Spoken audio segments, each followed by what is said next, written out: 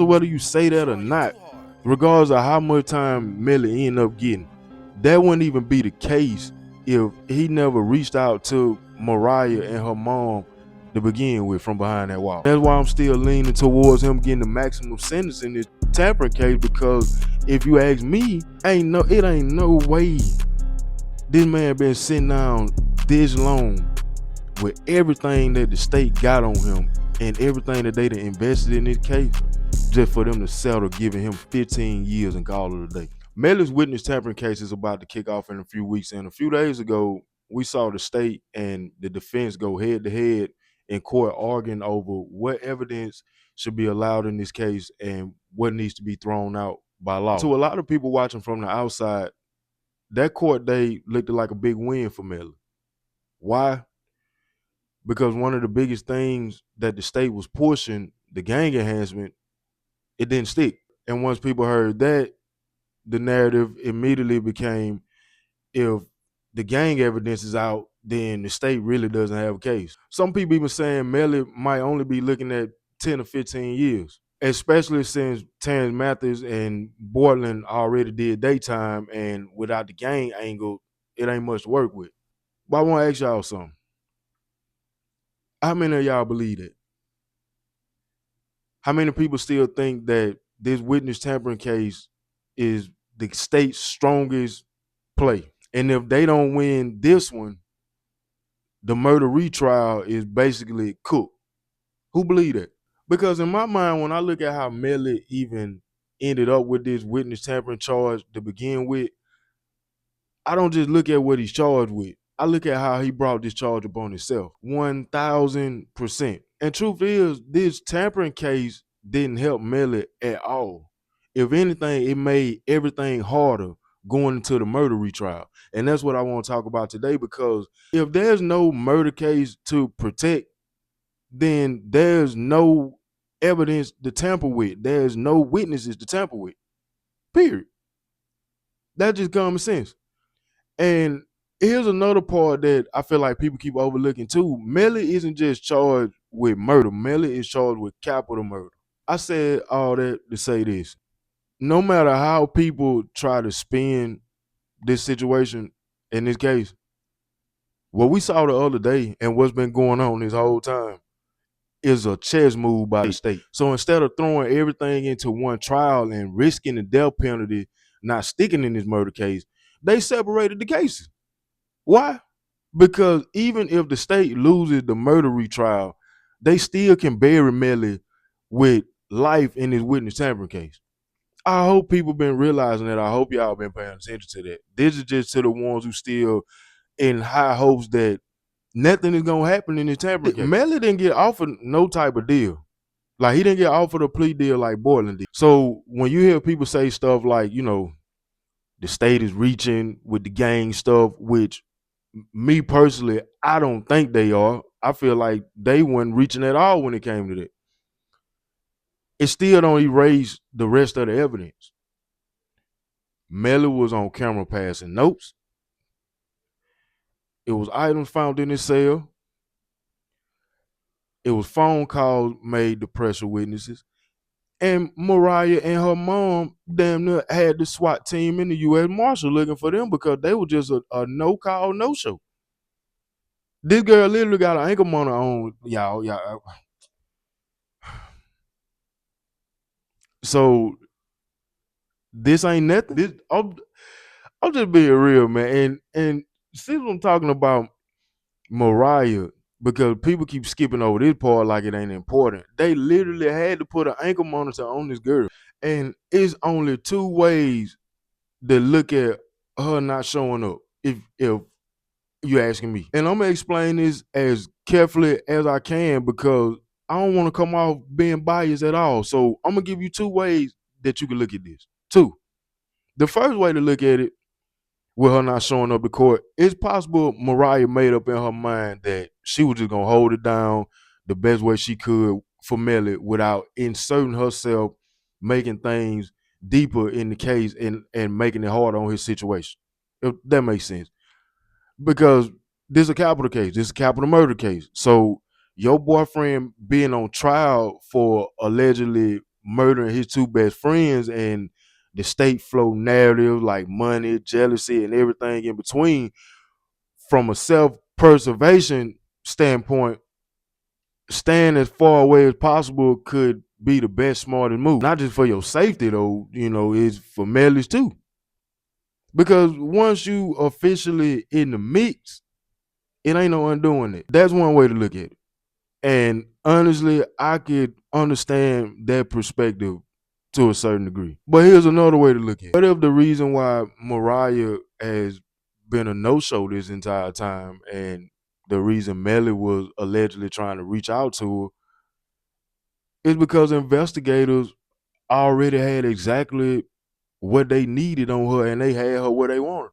And Melly was worried that she might slip up. I want y'all to remember now, don't forget now, Mariah and her mama both went to this detective on their own.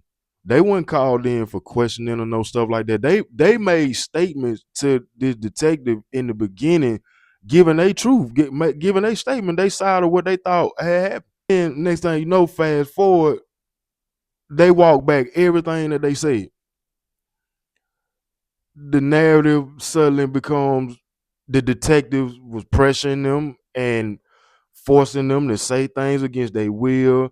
She didn't really want to testify in the beginning to begin with. All the stuff she said was just her trying to get out of the situation, because when he told Mariah that her role and all this could make her accessory to murder and she needed to come clean, she just told him whatever he wanted to hear. But I feel like when he told you that your role in this could make you accessory to this murder and you need to come clean, that's exactly what you did. You came clean. And somewhere down the line, everything went left. Now the story becomes the detective forced this. The mom would pressure into it. Mariah don't want to come to court because she's so over it at this point. She just don't want nothing to do with the situation no more. Oh, really? Because when the state got to track you down, slap an ankle monitor on you, and they worried about you not showing up to testify and give a written statement or however you gave it in a capital murder case, they want you to repeat what you said one time, say it again.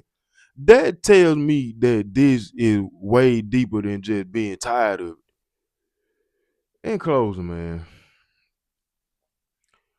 this is a follow-up from my video I did the other day, because after watching a few bloggers get their takes, I keep hearing the same thing over and over again, is he only gonna get 15 years. He ain't gonna get no more than 10 or 15 years. And he in there just, just made me stop and think, just made me wonder, because I'm sitting up here thinking to myself, man, regardless of whether you say that or not, regardless of how much time Melly end up getting, that wouldn't even be the case if he never reached out to Mariah and her mom to begin with from behind that wall.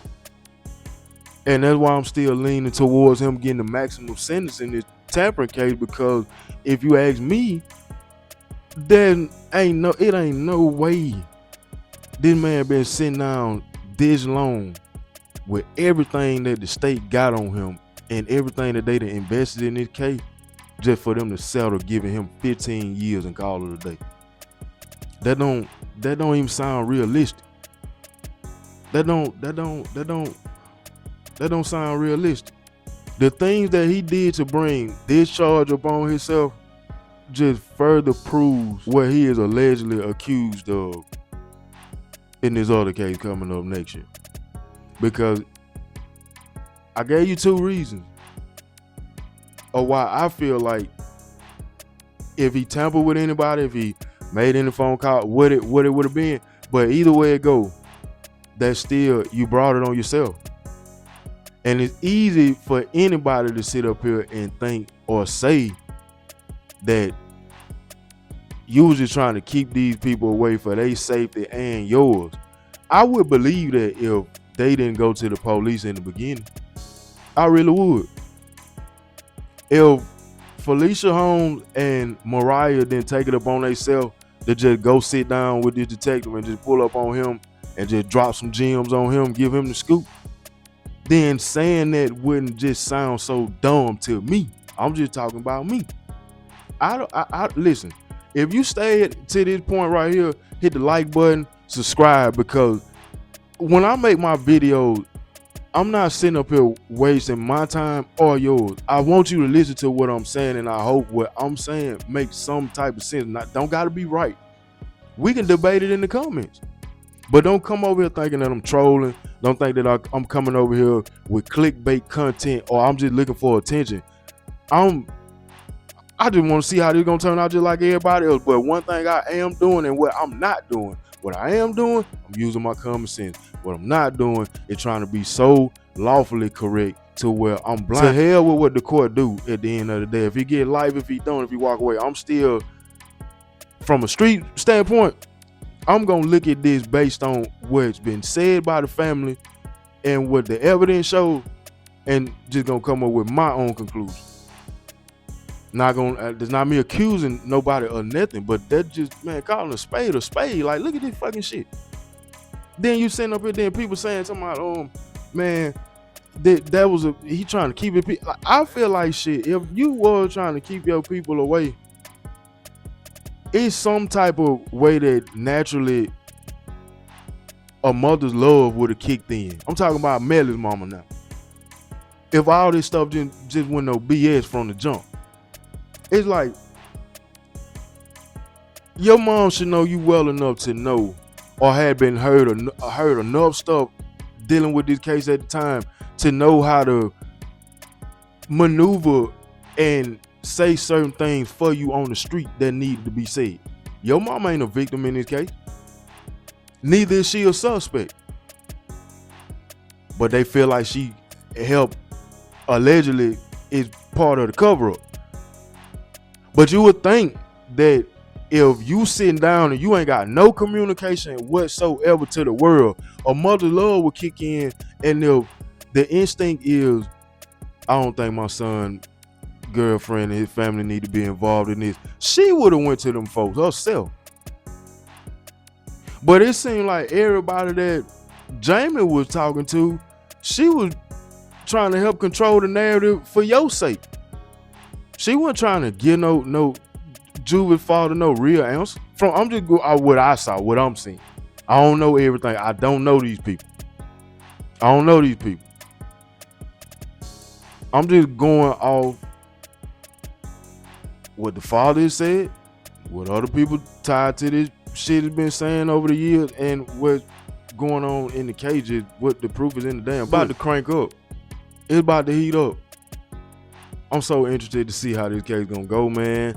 And I'm leaning towards, I think he gonna get life. I'm not above being wrong though. But as things stand right now, how it's looking right now, and the chess plays that I see from my point of view and how I'm looking at it, this is just the beginning, people. And it's gonna get even crazier. So I hope y'all subscribe to my channel, because I'm gonna keep on touching on this. And I got another video that I'm working on now too. And y'all stay and y'all check out my next video, because this one gonna get crazy too.